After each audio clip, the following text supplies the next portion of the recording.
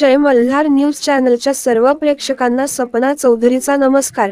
नंदुरबार येथील नंदुरबार मध्यम प्रकल्प विभागीय पथक कार्यालयाचे कार्यकारी अभियंता तुषार चिनावलकर यांचा सेवापूर्ती सत्कार समारंभ मोठ्या उत्साहात साजरा करण्यात आला।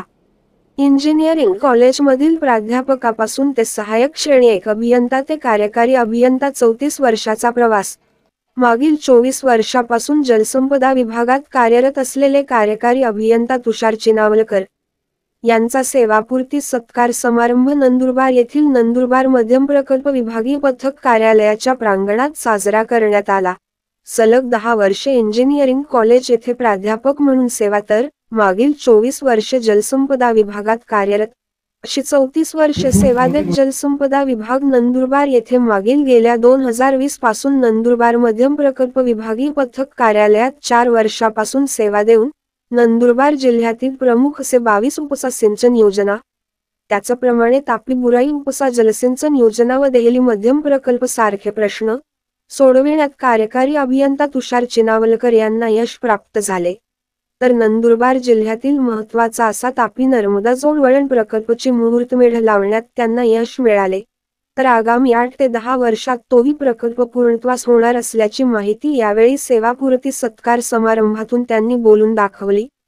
तर या सेवानिवृत्तीनंतर प्रायव्हेट कन्सल्टन्सीच्या माध्यमातून जिल्ह्यात सेवा करण्याची इच्छा त्यांनी व्यक्त केली, जेणेकरून त्यांच्या प्रयत्नातून जलसंपदा विभागाच्या मार्फत जे प्रकल्प हाताळले आहेत ते पूर्ण होताना पाहण्याची त्यांना संधी प्राप्त होईल। तसेच नंदुरबार जिल्ह्यातील बिलाडी प्रकल्प, दरा मध्यम प्रकल्प, सुसरी मध्यम प्रकल्प असे बरेचसे कामे त्यांच्या कार्यकाळात पूर्णत्वास नेले असून नंदुरबार जिल्ह्यातील सर्वात महत्त्वाचे म्हणजे मागील गेल्या वर्षानुवर्षापासून रखडलेले तापी बुराई उपसा जलसिंचन योजना व 22 जंक्शन योजना या शेतकऱ्यांसाठीच्या फलदायी अशा योजना त्यांनी पूर्णत्वाकडे नेण्यासाठी कार्यालयीन स्तरावरून सचोटीच्या प्रयत्न कार्य सुरू झाले असून त्यासाठीची सुधारित प्रशासकीय मान्यता मिळवून देणे व त्यासाठीचा निधी उपलब्ध करून प्रत्यक्ष कामास सुरुवात करणे यासाठी त्यांनी विशेष प्रयत्न केले। त्याचप्रमाणे नंदुरबार मध्यम प्रकल्प विभागीय पथक याच्या माध्यमातून मिळालेला तरुण असा कार्यालयीन अभियंता वर्ग अथवा कर्मचारी वर्ग यांच्या माध्यमातून अत्यंत अथकपणे त्यांनी त्यांच्या 4 वर्षाच्या कालावधीत नंदुरबार जिल्ह्यातील बहुतांश प्रश्न मार्गी लावण्यासाठी प्रशासकीय स्तरावरून आपले प्रयत्न करत तडीस फेल आहे।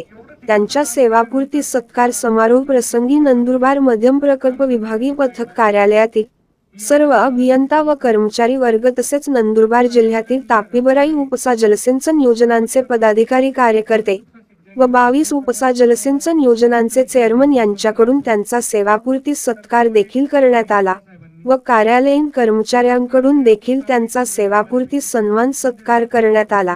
यावेळी व्यासपीठावर कार्यालयीन अभियंता कपिल सोनार, पल्लवी गावित यांच्यासह विविध क्षेत्रातील मान्यवरांनी त्यांच्या संदर्भात आपले मनोगत व्यक्त केले।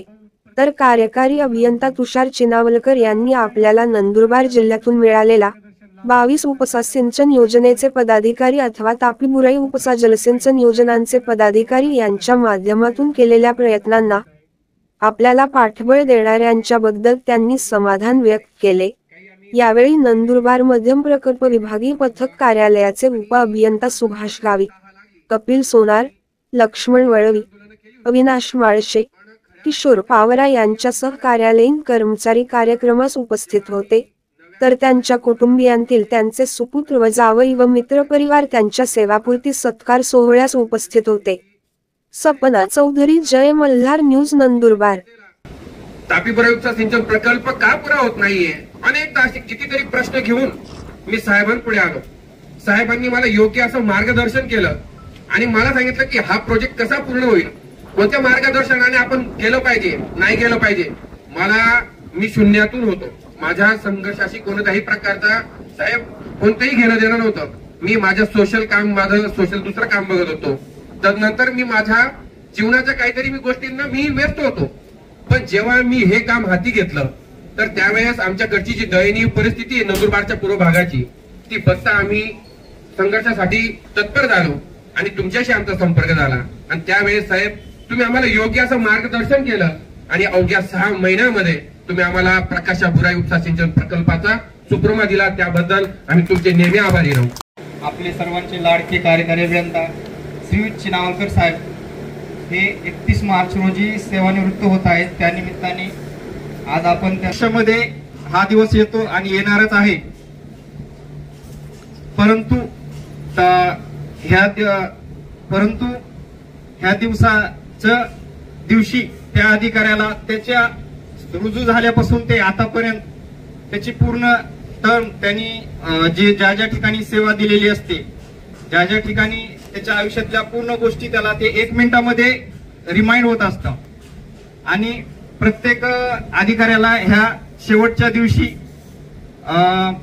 दुःख होतं, म्हणजे त्याला की आपल्याला आता आपण रुजू झाल्यापासून आतापर्यंत कित्येक अधिकाऱ्यांच्या समवेत मित्रपरिवारांच्या समवेत आपण इतका वर्ष सर्व्हिस केलेली असते, त्यांच्या सोबत सुखदुःखाचे क्षण घालवलेले असतात.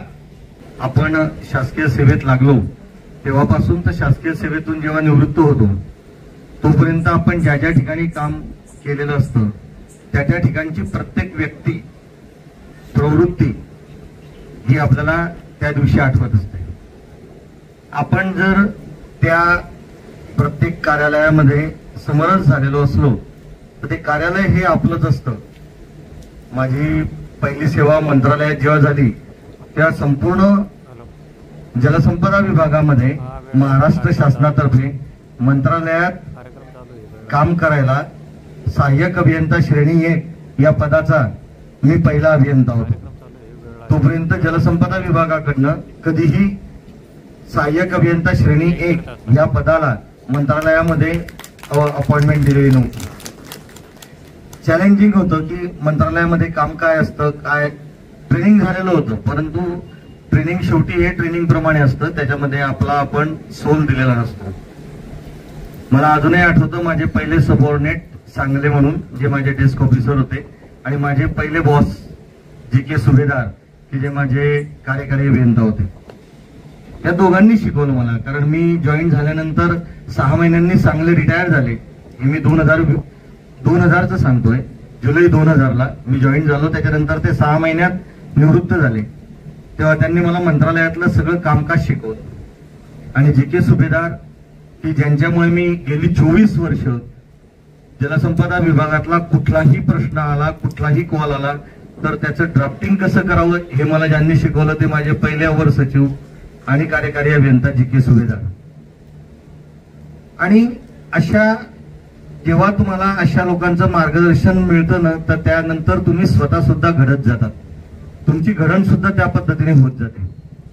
आणि मी जेव्हा 2003 पासून तापी पाटबंधारे विकास महामंडळामध्ये हजर झालो तेव्हा या संपूर्ण जलसंपदा विभागात 2003 ते आजपर्यंत काम करत असताना माझे या इच्छातले गुरु म्हणजे आपल्याचकडचे माजी कार्यकारी अभियंता, अधीक्षक अभियंता आणि निवृत्त माहिती सचिव सय्यद वेडी पाटील साहेब. या साहेबांकडून मी जे घेतलं, जे शिकवलं त्यांनी मला मी ते कार्यकारी अभियंता असताना मी जेव्हा डेप्युटी इंजिनियर होतो तर ते त्यांच्या केबिन मध्ये मला त्यांनी शेजारी एक चेअर दिली होती आणि मला फक्त सांगितलं होतं चिनावलकर साहेब तुम्ही इथे फक्त 1 महिना बसायचं माझ्या शेजारी, एकही शब्द बोलायचा नाही. मी काय करतोय, माझ्या समोरचे डेप्युटी इंजिनियर काय बोलतायत हे फक्त तुम्ही ऐकायचं आणि नंतर संध्याकाळी तुम्ही मला शंका विचारायच्या याबद्दल. मध्ये काहीच विचारायचं नाही मला. 1 महिना मी त्यांच्याबरोबर राहिलो, त्यांच्या शेजारी बसलो. पण 1 महिन्यामध्ये मी 40 वर्ष काय आणि लाईफ लॉंग काम कसं करायचं, कशा पद्धतीने उत्तरं द्यायची, कशा पद्धतीने हँडल करायचं हे सगळं मी त्या पाटील साहेबांकडनं शिकलो. काम करण्याचा धडाका काय असतो, लोकप्रतिनिधींना कशा पद्धतीने आपल्याला उत्तर द्यावी लागतात, आदर कसा ठेवायचा असतो, सर्वसामान्य अगदी आपल्या शिपायापासून, शिपाई असू द्या का अतिशय आपला मजूर असू द्या, तो आपल्यासाठी काम करतो याची जाणीव आपल्याला राहिली पाहिजे. तो सरकारी कर्मचारी म्हणून तो सरकारसाठी काम करतो ही जाणीव नसते. आज या कर्मचाऱ्यांना मी प्रत्येकाला सांगतो की हे आपलं कुटुंब आहे. जो मजूर आहे तो सुद्धा माझ्यासाठी काम करतो. मी जेव्हा हे समजतो की तो माझ्यासाठी काम करतो तेव्हा मी त्याची काळजी घेतो. जर मी असं म्हटलं तो शासनासाठी काम करतो तर माझा त्याच्याकडे पाहण्याचा दृष्टिकोन बदलतो. त्यामुळे आपला दृष्टिकोन हा या पद्धतीने असला पाहिजे की तो माझ्यासाठी काम करतो. माझ्या परिवारातले सगळे मध्ये माझ्याबरोबर काम करणारे कर्मचारी असू द्यात, अभियंते असू द्यात, माझ्याबरोबर काम करणारे कंत्राटदार असू द्यात किंवा विविध या क्षेत्रामध्ये काम करणारे आमचे सप्लायर्स असू द्यात, इव्हन आज माझ्यावर मनापासून प्रेम करणारे हे आमचे शैलन पत्रकार असू द्यात, या सगळ्यांना अगोदर मी माझं म्हटलं आणि त्यांनी नंतर मला त्यांचं केलं. हे फार महत्वाचं आहे. आणि हे काम करत असताना आपला हा जर दृष्टिकोन राहिला तर मग आपल्याला सगळं सुखकारक होतं, नाहीतर मग आपल्याला त्याचा त्रास होतो, कारण आपण आपला स्वतःचा त्रास करून घेतो. जळगाव जिल्ह्यामध्ये काम करत असताना मला हाच अनुभव आला की सगळ्यात जास्त भूसंपादनाचे जर प्रश्न असतील तर ते जळगाव जिल्ह्यात आहे. संपूर्ण महाराष्ट्रात भूसंपादनाचे जे ज्वलंत प्रश्न असतील तर ते फक्त जळगाव जिल्ह्यात आहे. अशा ठिकाणी काम करत असताना शेतकऱ्यांचा होणारा प्रचंड विरोध जो आता इथे थोड्या प्रमाणात मला तापी बुराईमध्ये पाहायला मिळाला, अतिशय थोड्या प्रमाणात त्यांच्यामध्ये तो ज्वलंत असेल, अतिशय उग्र असेल. परंतु मी जळगाव जिल्ह्यामध्ये जे आंदोलनं ज्यांना मी सामोरं गेलो होतो त्या वतीने यांचं आंदोलन अतिशय सभ्य प्रकारचं आंदोलन होतं. जरी रस्ता रोको असलं तरी त्याला मी सभ्य प्रकारचं आंदोलन म्हणतो. याच्यापेक्षा उग्र आंदोलनांना आम्ही सामोरं गेलो. तेव्हा सामोरं जात असताना माझ्याबरोबर काम करणारा माझा उपअभियंता आणि शाखा अभियंता ही माझी शस्त्र असतात. सगळ्यात महत्वाचं, मी जेव्हा कुठल्याही प्रकल्पाच्या कुठल्याही आंदोलनाला सामोरं जातो त्यावेळेला माझ्याबरोबर त्या प्रकल्पावर काम करणारा माझा उपअभियंता आणि माझा शाखा अभियंता ही माझी शस्त्र असतात की ज्यांचा मी उपयोग करत असतो आणि तीच माझी ढालही असते, कारण तेच मला त्यांच्यापासून वाचवत असतात, सगळी माहिती देत असतात. आता सगळ्यांनी कौतुक केलं की बुवा दिल्ली सारखा प्रकल्प साहेबांनी मार्ग लावला, पण माझं कौतुक करत असताना मी फॅमिली हेड आहे, कार्यकारी अभियंता आहे म्हणून माझं कौतुक केलं. पण यामध्ये माझ्या एवढंच कंट्रीब्युशन जे असेल तर ते सगळ्यात पहिल्यांदा पवार साहेबांचं आहे. त्यांनी मला सिन्सिअरली विचारलं फक्त एकदा की सर तुम्हाला खरंच करायचा आहे का प्रकल्प, म्हणजे सिरियसली बोलतायत का जस्ट लाईटली. म्हटलं नाही, सिरियसली आपल्याला हा प्रकल्प करायचा आहे. 6 महिने काम सुरू होण्या अगोदरचं काम पवार साहेबांनी केलं. अतिशय कठीण होतं, मला तर भाषा सुद्धा येत नव्हती. मी कित्येकदा पवार साहेबांना विचारायचो की आपली काय चर्चा झाली, मला सांगाल का तुम्ही. मग ते मला ते एक्सप्लेन करायचे की साहेब अशी चर्चा झाली. ठीक आहे, परंतु 6 महिने कंटिन्युअस या प्रकल्पासाठी पवार साहेब माझ्याबरोबर आले.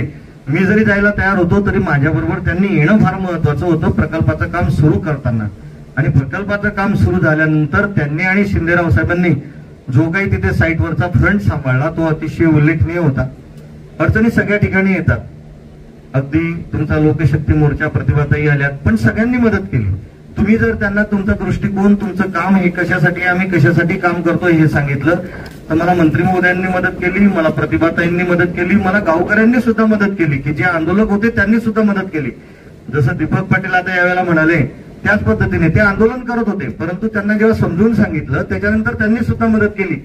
कारण काय, कारण त्यांना माहित होतं की शेवटी साहेबांचं शेवटचं सगळी जी टीम काम करते त्याचं शेवटचं गोल आहे की हा प्रकल्प पूर्ण झाला पाहिजे, याच्यामध्ये पाणी साठा झाला पाहिजे. आणि त्यांना मी एकच सांगितलं होतं, पाणी साठा झाल्यानंतर 6 महिन्यांनी मला भेटा आणि आमचं चुकलं असेल तर सांगा. आजपर्यंत 2.5 वर्ष झाली पण त्याच्यानंतर कोणीही आलं नाही सांगायला की साहेब तुमचं चुकलं, कारण त्यांना इथे यायला सुद्धा वेळ नाही. जे पाणी आहे त्या पाण्याचा सदुपयोग कसा करायचा, त्याच्यावरून त्याचं शेतीचं उत्पन्न कसं वाढवायचं, यामध्येच ते सगळे शेतकरी आहे ते बिझी आहेत आणि ही अतिशय आनंदाची गोष्ट आहे. नंदुरबार जिल्ह्यामध्ये काम करणं हे अतिशय चॅलेंजिंग आहे, मी मान्य करतो, अतिशय चॅलेंजिंग आहे. याला सगळ्यात कारण आहे की नंदुरबार जिल्हा हा बहुभाषिक जिल्हा आहे. यामध्ये असणारा आदिवासी बांधव आहे, या सगळ्यांची भाषा ही 15-15 मैलावर बदलते. मी तर म्हणेल तालुक्या गणित बदलते, पाड्यानिहाय बदलते. हा माझ्या प्रत्येक डेप्युटी इंजिनियरचा माझ्यावर असणारा जो विश्वास होता ना तो फार महत्वाचा होता की नाही साहेबांना आपण करेक्ट इन्फॉर्मेशन दिली पाहिजे. कारण शेवटी काहीच समजत नाही ना तुम्ही गेल्यानंतर. अशा ठिकाणी काम करायचं बाहेरून येऊन हे अतिशय चॅलेंजिंग आहे आणि होतं असं मला वाटतं. आणि नंदुरबारमध्ये ते सतत राहणार.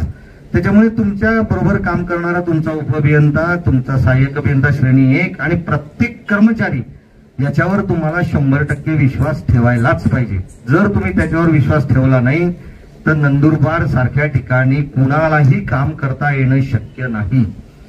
आणि मला कोणीही नंतर कार्यकारी अभियंता येऊ दे त्यांना प्रत्येकाला एकच सांगावंसं वाटेल की इथला अतिशय कर्मचारी असू द्या, अभियंता असू द्या किंवा सर्वसामान्य माणूस असू द्या, या सगळ्यांचा आपल्यावर प्रचंड विश्वास आहे. त्यांची आपल्याकडनं प्रचंड आशा आहे. आपण काय करावं हे त्यांना माहित आहे. फक्त त्यांचा जो विश्वास आहे ना, त्या विश्वासाला आपण कुठे तडा जाणार नाही या पद्धतीने तुम्ही काम केलं पाहिजे. त्याला काय पाहिजे हे जर आपल्याला समजलं तर आपण काम करू शकू. एवढंच मी प्रत्येकाला सांगू शकतो. मग आता तापी बुराईचं आंदोलन, रोड रोको आंदोलन सगळ्याच्या अंगावर धावून येणाऱ्यासारखा व्हिडिओ होता तो. कारण त्यांची मागणी रास्त होती. मी तर त्यांना त्यांच्या समोरच सांगितलं होतं, तुमची मागणी चुकीची नाहीच आहे. प्रश्न आहे आम्ही किती कमीत कमी वेळात त्याचं सोल्युशन द्यावं. तुमची मागणी चुकीची असं मी म्हणतच नाही, तुमचं आंदोलन चुकीचं आहे असंही मी म्हणत नाही. फक्त प्रश्न आहे त्या आंदोलनाचं उत्तर काय. ते उत्तर जर तुम्ही मी मिळून सोडवलं तर योग्य होईल. कारण कुठलीही गोष्ट एकाकडनं होत नाही आणि हे त्यांना समजलं लवकर आणि त्या पद्धतीने त्यांनी काम केलं. म्हणून दीपक दादा तुम्हाला सुप्रमा मिळाली. आमचं फक्त मार्गदर्शन होतं. पण मी गेलो त्या ठिकाणी, मी सांगितलं तिथे तुम्ही गेलात.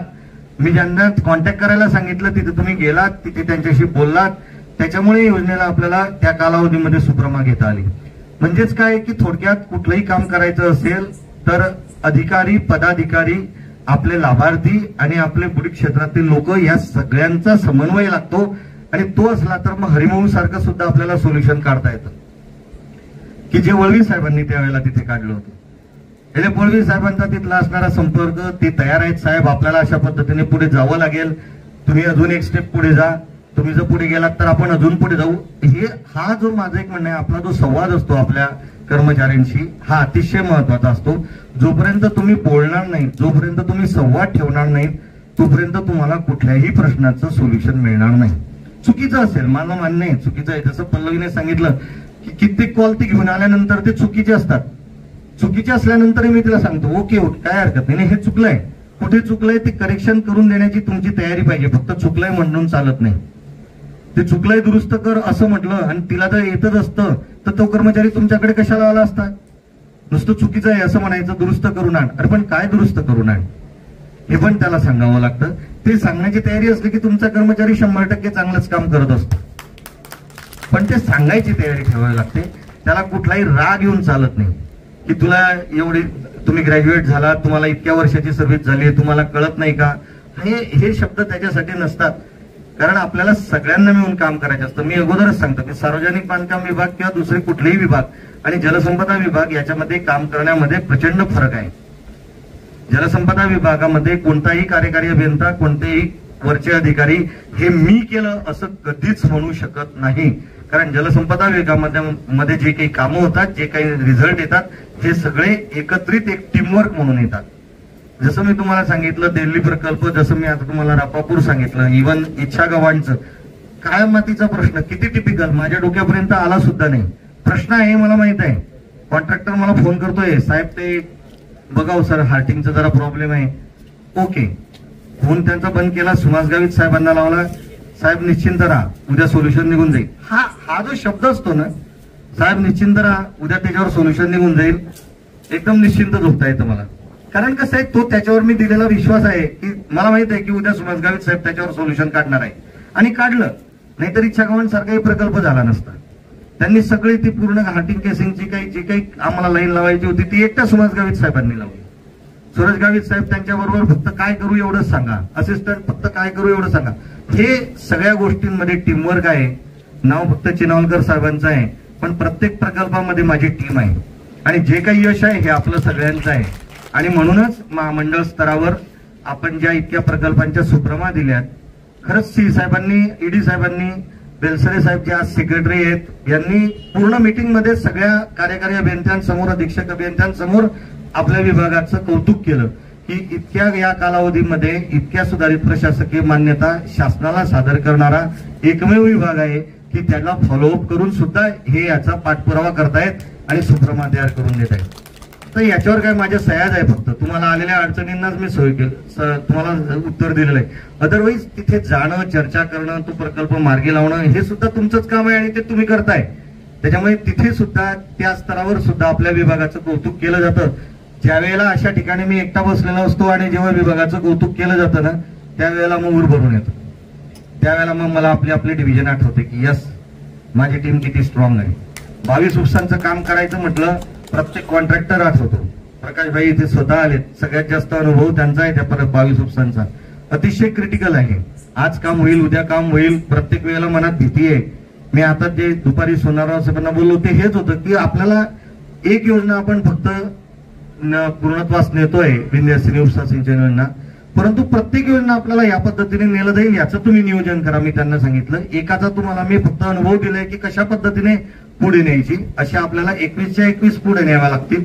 त्याच्यात काही काही गोष्टी ज्या लक्षात ठेवायच्या त्या त्यांना सांगितल्या, कारण नियोजन फार महत्वाचं आहे. तुम्ही जर नियोजन केलं नाही ना तर तुमचा वेळ जो आहे तो हातातून असा निघून जातो की तुमच्याही लक्षात येत नाही.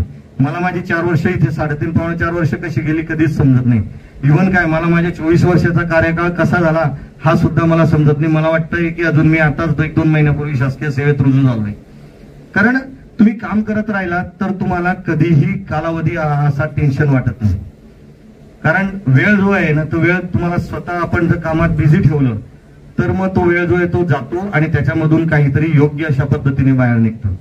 जेवढी टार्गेट्स मला शासनाने दिली होती म्हणण्यापेक्षा ती होतीच, परंतु इथे आल्यानंतर मी अभ्यास केल्यावर माझ्या जेव्हा लक्षात आलं की नंदुरबार जिल्हा हा परमेश्वराने महाराष्ट्रामध्ये सगळ्यात जास्त नॅचरल रिसोर्सेस ने देणगी दिलेला जिल्हा आहे.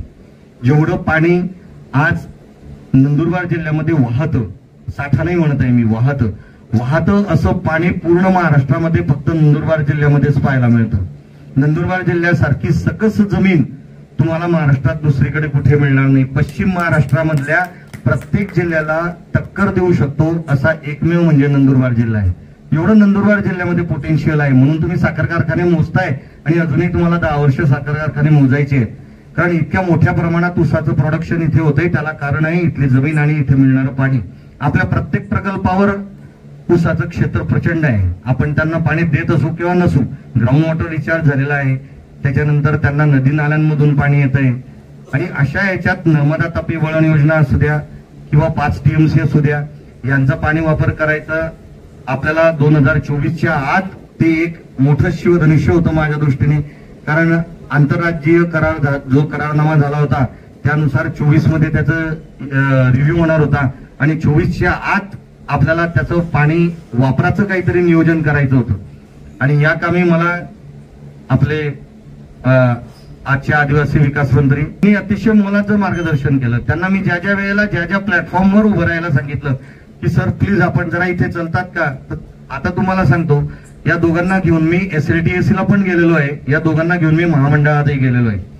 आणि कशासाठी, तर फक्त नर्मदा तापी वळण योजना आणि 5 TMC त्याचा पाठपुरावा करण्यासाठी मला ज्या वेळेला त्यांची मदत लागली त्यावेळेला त्यांनी मला ती मदत केली. आणि म्हणून आज आपण 5 TMCच्या सर्वेक्षणाला प्रमा सुद्धा घेऊ शकलो. आणि आज नर्मदा तापी वळण योजनेचा 6,500 कोटीचा प्रकल्प आज आपण SLTAC ला चेकिंगला पाठवलेला आहे. म्हणजे पूर्ण नंदुरबार जिल्ह्यामध्ये जी कामं आपल्याला करता येणे शक्य आहे, जी कामं आपल्याला दिसत होती की ही कामं करता येणे शक्य आहे, त्या सगळ्या कामांचं नियोजन मी माझ्या टीमकडनं करून घेतलं याचं मला समाधान आहे. आणि तीच कामं आता या सगळ्या माझ्या टीमला मी पुढचे 6 ते 9 वर्ष, फार जास्त देतोय पण 6 ते 9 वर्ष तरी आहे की 9 वर्षामध्ये त्यांनी ही कामं पूर्ण करावी. याचा अर्थ असा आहे की फक्त नागण सारखा आपल्याला फक्त प्रकल्प झालाय आणि त्याचा कालवे आणि वितरिका झालेले नाहीत अशा पद्धतीने नाही, तर ज्यांची सुधारणा होईल त्याचं प्रत्येक प्रकल्पाची वितरिका प्रणाली सुद्धा आपण पूर्ण करणं आवश्यक आहे. आणि एक अंतिम ध्येय ठेवलं पाहिजे की जलसंपदा विभागाचं ध्येय कसं आहे, तर जो तळागाळातला शेतकरी आहे, आपला एंड युजर कोण, आपला एंड युजर आहे जो शेतकरी की जो शेती करतो, त्याला आपल्याला पाणी द्यायचंय, त्याच्या शेतात पाणी पोहोचवायचंय. त्याच्यानुसार जर तुम्ही विचार केला आणि नियोजन केलं तर तुम्हाला प्रकल्प मार्गी लावायला काही विचार कुठलाही प्रश्न येत नाही. पण माझं एकच जे मी पाहतोय ते आपण विचार करत नाही, तो विचार करायला मी तुम्हाला भाग पाडतोय आणि आपण म्हणजे त्यानुसार पुढे जातही होतात. पण आपली ही विचार करण्याची जी क्रियाशीलता होती जी मी जरी इथून निवृत्त झालो तरी ती तुम्ही बंद करू नका.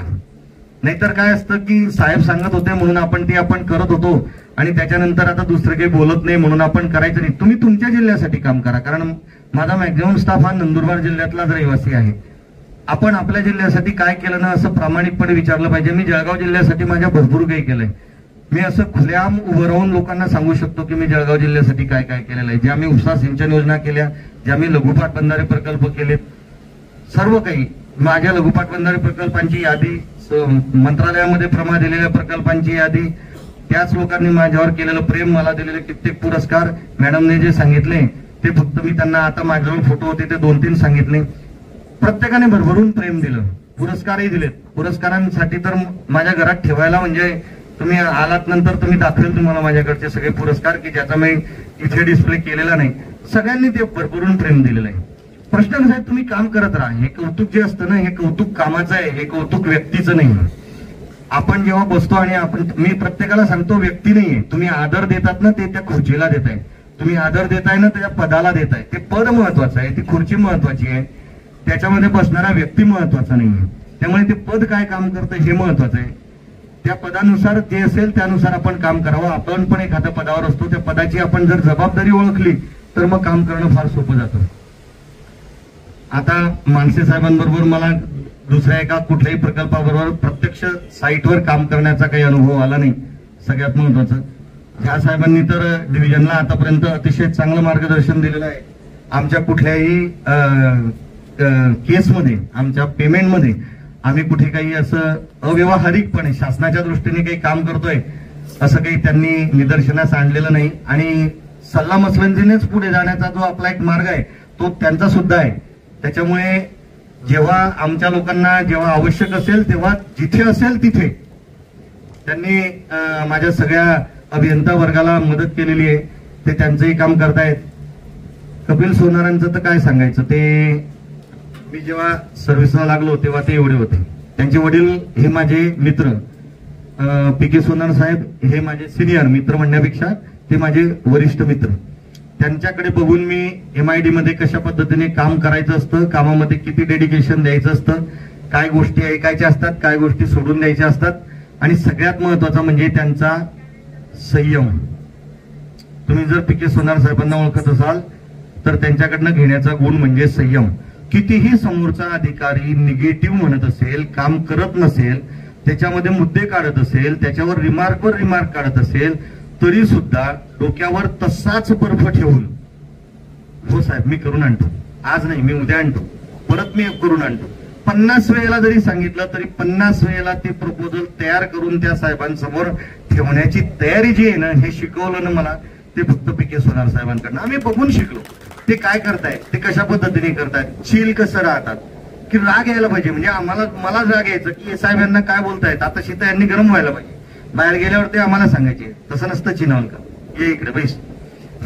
हे महत्वाचं असतं की आपण जेव्हा काम करत असतो तेव्हा आपल्याबरोबर काम करणारे जे वरिष्ठ आपले उपअभियंता असतात, आपल्याबरोबर काम करणारे जे अधीक्षक अभियंता असतात, हे जे 2 शब्द सांगतात ना ते आयुष्यभर नंतर कामा पडतात. आजही बेलसरे साहेब जे आज महाराष्ट्राचे सचिव आहेत, आज हे महाराष्ट्राचे सचिव असताना देखील सुद्धा आपल्या नंदुरबार जिल्ह्यांसाठी आणि 22 उर्सासाठी कार्यकारी अभियंत्यांशी डायरेक्ट बोलतात फोनवर. आज सचिव म्हटल्यानंतर सचिवांच्या खाली अजून आपले कार्यकारी संचालक आहेत, त्यानंतर मुख्य अभियंता आहेत, त्यानंतर अधीक्षक अभियंता आहेत, त्यानंतर कार्यकारी अभियंता आहेत. परंतु असं असताना सुद्धा बेलसरे साहेबांचा एक विश्वास आहे की नाही, मी यांना फोन केला, मी यांना विचारलं तर मला योग्य ती माहिती मिळेल, खरी माहिती मिळेल, योग्य ते आपण यांना मार्गदर्शन करू शकू. म्हणजे माझ्या निवृत्ती प्रकरणामध्ये सुद्धा बेलसरे सरांनी मंत्रालयातली माझी सगळी कामं स्वतः बेलसरे साहेबांनी तिथे मार्गी लावली. मला सांगितलं तुम्ही येऊ नका, तुम्ही 22 उर्साकडे लक्ष द्या, तुम्ही मंत्रालयात यायचं नाही, तुमचं काय काम असेल ते मला सांगा. आता तुम्ही याच्या व्यतिरिक्त अजून जीवनात काय कमवायचं असतं की ज्या वेळेला सचिव स्तरावरचे एखादे अधिकारी तुम्हाला हे शब्द सांगतात की तुम्ही तिथे येऊ नका, तुमचं काय असेल ते मला सांगा, मी ते करून देतो. आणि त्यांनी अक्षरशः काही तासात माझा जो प्रॉब्लेम होता तो सॉल्व्ह केला तिथून. शेवटी आम्ही जेव्हा माझं एकच सांगणं आहे सगळ्यांना, आम्ही तुमच्या विश्वासावर काम करत असतो, हे प्रत्येकाने लक्षात ठेवायचं. आपण जेव्हा काम करतो तेव्हा आपल्या खाली कोणी जे आहे टीम, त्यांच्या विश्वासावर आपण काम करत असतो. त्यांना आपण बरोबर जर घेऊन चाललात ना तर तुम्हाला मग बाकी सगळेजण फार पुढे घेऊन जातात. आणि मग कौतुक जे होतं ते फॅमिली हेडचं होतं. तर मी प्रत्येक ठिकाणी म्हणजे अगदी सर्कल लेवलला असू द्या का महामंडळ स्तरावर असू द्या, मी प्रत्येक ठिकाणी एकच सांगतो आमच्या वरिष्ठांना, आपल्या SC साहेबांना असू द्या, CE साहेबांना असू द्या, की सर नंदुरबारची टीम जेवढं काम करते ना तर एवढं तुम्ही मला महामंडळामध्ये दुसऱ्या कुठल्याही डिव्हिजनची काम करते असं दाखवा, मी ऐकायला तयार आहे.